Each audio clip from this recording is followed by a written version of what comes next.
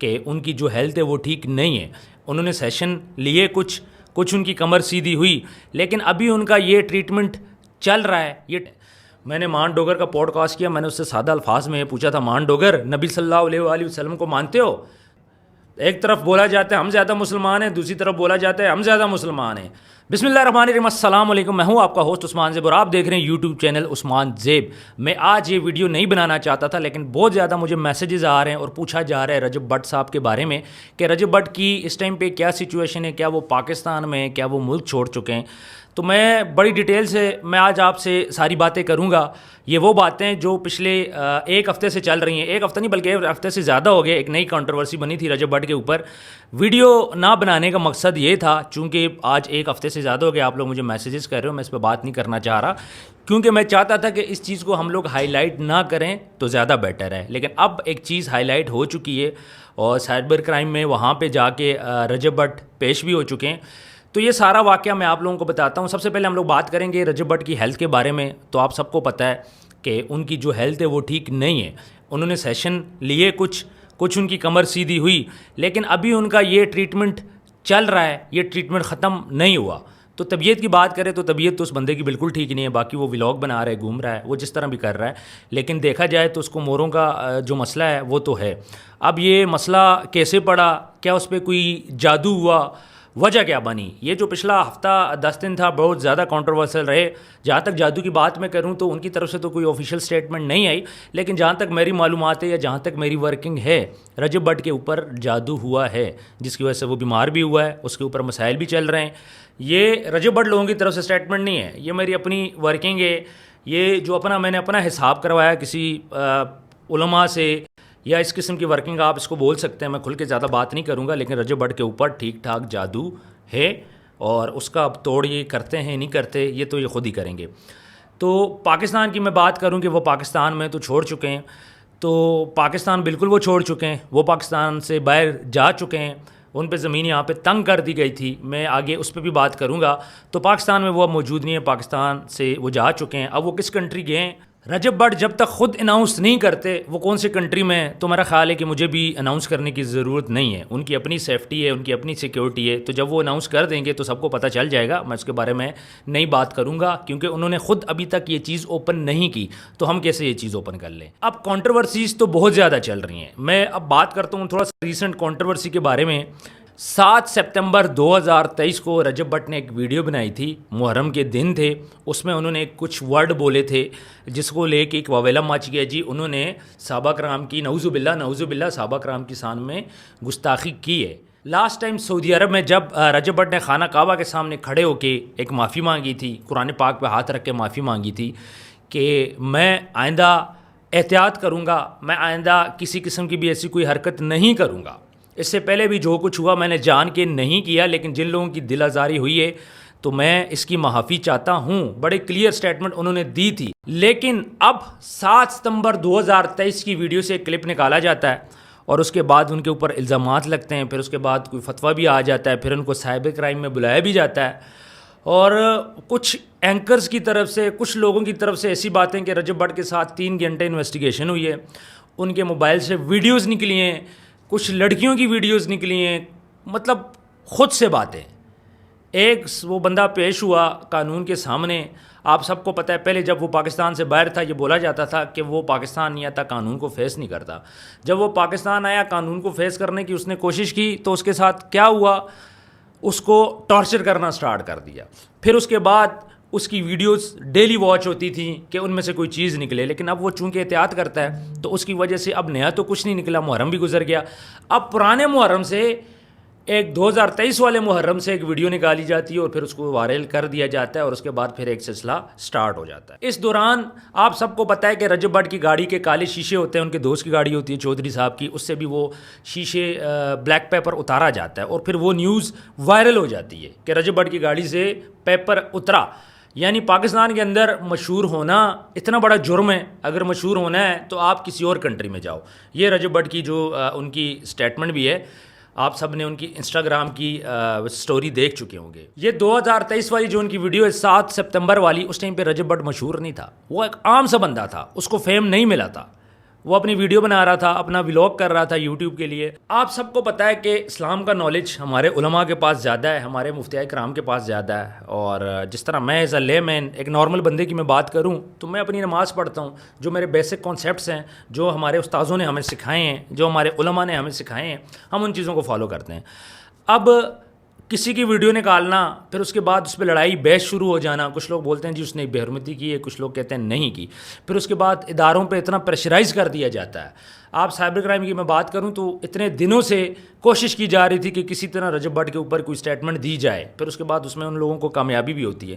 لیکن یہاں کچھ چیزیں میں آپ لوگوں کے سامنے رکھوں گا. سب سے پہلے مجھے یہ جواب چاہیے آپ لوگوں سے, کیا پاکستان کے اندر ایک بندہ محنت کرتا ہے یا پھر کم ٹائم میں اوپر آ جاتا ہے تو کیا اس کا صلہ اس کو ایسے ملے گا؟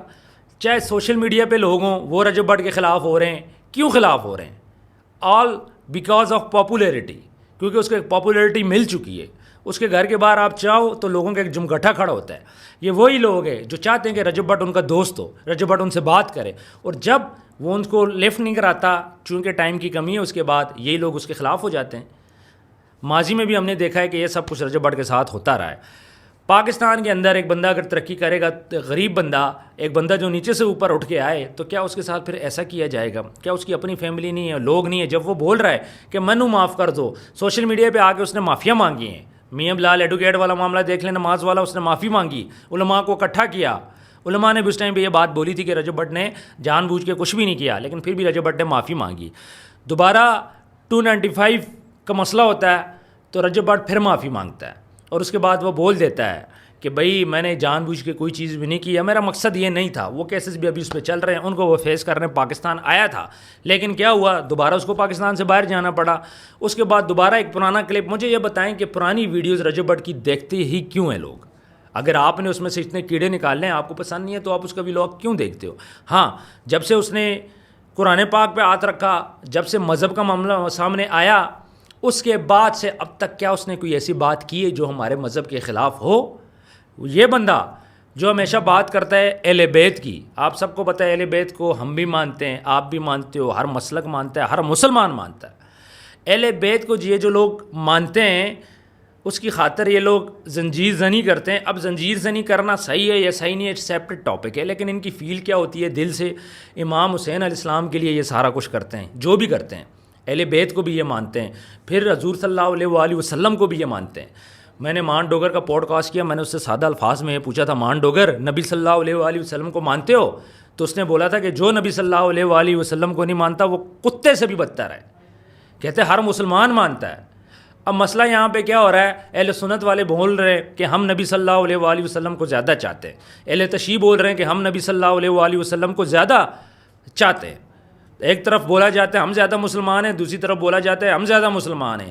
ایک طرف بولا جاتا ہے کہ محرم میں دکھ نہ مناؤ, دوسری طرف کہا جاتا ہے کہ محرم میں ان پہ ظلم, مسلمانوں پہ, اہل بیت پہ بہت ظلم ہوا تھا جس کی وجہ سے ہمیں دکھ ہے.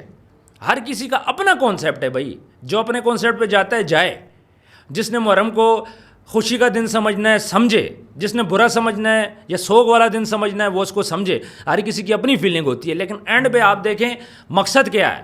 مقصد اہل بیت ہے, مقصد حضور صلی اللہ علیہ وآلہ وسلم ہے. ایک طرف کا کانسیپٹ یہ آتا ہے کہ نبی صلی اللہ علیہ وآلہ وسلم کی اولاد پہ ظلم ہوا ہے, ان کو شہید کیا گیا, ان کو پیاسا رکھا گیا, اتنے دن چھوٹے بچوں کو شہید کیا گیا, تو وہ یہاں پہ دکھ کا ایلیمنٹ آ جاتا ہے. دوسری طرف ہوتا ہے کہ انہوں نے پیاسے رہے, بھوکے رہے, لیکن جھکے نہیں ہیں. وہ اہل بیت تھے, اہل بیت ہیں, اہل بیت رہیں گے, اور وہ کبھی جھکے نہیں ہیں. انہوں نے اپنی گردنیں کٹوا دی. امام حسین علیہ السلام نے سجدے میں گر کے اپنی گردن کٹوا دی, لیکن وہ جھکے نہیں ہیں اس ٹائم وقت کے حکمرانوں کے سامنے. آپ سب کو پتہ ہے کہ یہ جنگ کفار کے خلاف نہیں تھی, تو ایک طرف وہ خوشی منا آ رہے ہیں کہ اتنا مقابلہ کیا کہ حضور صلی اللہ علیہ وآلہ وسلم کی اولاد نے اتنا مقابلہ کیا, ہم اس چیز پہ خوش ہیں, یہ کہا جاتا ہے. دوسری طرف کیا ہے کہ ان کی اولاد پہ ظلم ہوا ہے, اس لیے ہمیں دکھ ہے. اب ہر بندے کا اپنا کانسیپٹ ہے, ہر مسلک کا اپنا کانسیپٹ ہے, ہر مسلک کا اپنا مفتی ہے. وہ جو کریں ان کی مرضی ہے, لیکن چیز بیک گراؤنڈ پہ ایک ہی ہے. خیر ٹاپک کی طرف آتے ہیں رجب بٹ کی. تو وہ زنجیر زنی کرے, وہ جو بھی کرے, وہ ہر ولاگ میں نبی صلی اللہ علیہ وسلم کی بات کرتا ہے. ٹھیک ہے, میں اس کے مطلب اس کے جو آپ پرانے ولاگ اٹھا کے دیکھ لیں. اب ایک بندہ ہے وہ بول رہا ہے میری جان چھوڑو, میں اپنا کام کرنا چاہتا ہوں, پہلے جو ہو گیا مجھ سے غلطیاں اس کو ختم کرو, میں نے اب کام کرنا ہے, یہ ساری چیزیں کرنی ہے, لیکن اس کو کام نہیں کرنے دیا جاتا. ہر دوسرے دن اس کے اوپر پریشانیوں کا ایک نیا پہاڑ بن جاتا ہے. کبھی سوشل میڈیا سے لوگ اٹھتے ہیں, کبھی کچھ دینی جو جماعتیں ہیں وہ لوگ اٹھتے ہیں. ایک سوال تو میں دینی جماعتوں سے میں کروں گا, آپ کو ایک سائڈ پہ یہ نظر آ رہا ہے, دوسری سائڈ پہ آپ کو وہ لڑکی نظر نہیں آ رہی جو کھلم کھلا آ کے بول رہی ہے میرے ساتھ 100 دفعہ میں نے زنا کیا ہے, میں نے یہ کر دیا, میں نے وہ کر دیا, میں یہ پوزز تھے, یہ ساری چیزیں آپ کو نظر نہیں آ رہی. میرا خیال ہے آپ کو اس طرح بھی سوچنا چاہیے. باقی کیسز اچھا کیسز سے پہلے ہی آپ کسی کو ڈکلیئر کر دو جی یہ مجرم ہے, وہ ابھی سائبر کرائم وہاں پہ جاتا ہے, اب یہ چیزیں چل رہی ہوتی ہیں, باہر سے بولنے شروع ہو جاتے ہیں جی اس کی ویڈیوز نکل آئی ہیں اور لڑکیوں کے ساتھ نازیبا, وہ لڑکیوں کو بلیک میل کرتا تھا, اور لڑکیوں نے بھی رجب بٹ کے خلاف اپلیکیشن دی ہے. اب ایسی باتیں سامنے آ رہی ہیں. او بھائی صبر کر جاؤ یار, آپ کو نہیں پتہ کہ آپ کی ایک بات سے, آپ کے منہ سے نکلے ہوئے ایک ورڈ سے کسی کی زندگی پہ کتنا اثر پڑ سکتا ہے. اس کا سسرال ہے, اس کی بیوی ہے, اس کی فیملی ہے, ماں باپ ہیں, بہن ہے, بہنوئی ہے, یہ ساری چیزیں اس کے ساتھ جڑی ہوئی ہیں. وہ کوئی باہر کا بندہ نہیں ہے.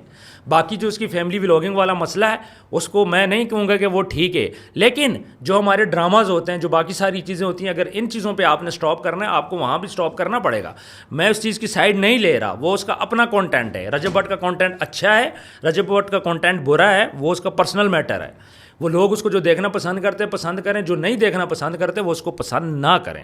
پھر جو لوگ اعتراض کرتے ہیں جی محرم والے دن یہ مسلمان بن جاتے ہیں, باقی دنوں میں یہ چیزیں کرتے ہیں, میرا خیال ہے کہ کسی کی پرسنل کنٹینٹ پہ آپ کو بات نہیں کرنی چاہیے. جو پازیٹیو چیزیں ہیں جو سیکھنی چاہیے آپ وہ سیکھو. وہ بول بھی رہا ہے کہ آپ پیسہ کماؤ, میں پیسے کی طرف جا رہا ہوں, میں نے محنت کی, آپ بھی محنت کرو. بہت ساری چیزیں ہیں جو بچوں کو وہ سکھا رہا ہے. آؤ سوشل میڈیا کی طرف آؤ, لوگوں کو سپورٹ کر رہا ہے. شاؤٹ آؤٹ سب سے پہلے ان لوگوں کو پکڑے نا جو ان کے گھر کے باہر کھڑے ہو کے اس سے شاؤٹ آؤٹ لیتے ہیں, ان کو بھی پکڑنا چاہیے. تو اوور آل بات کریں تو میں ویڈیو کو اینڈ کرتا ہوں, لیکن ایک بات میری یاد رکھیے گا, ظلم اتنا زیادہ نہ کریں کسی بندے پہ, کیونکہ یہ اب رجب بٹ پہ افیکٹ نہیں ہوگا, یہ سب پہ افیکٹ ہوگا, سب سوشل میڈیا پہ افیکٹ ہوگا اس کا.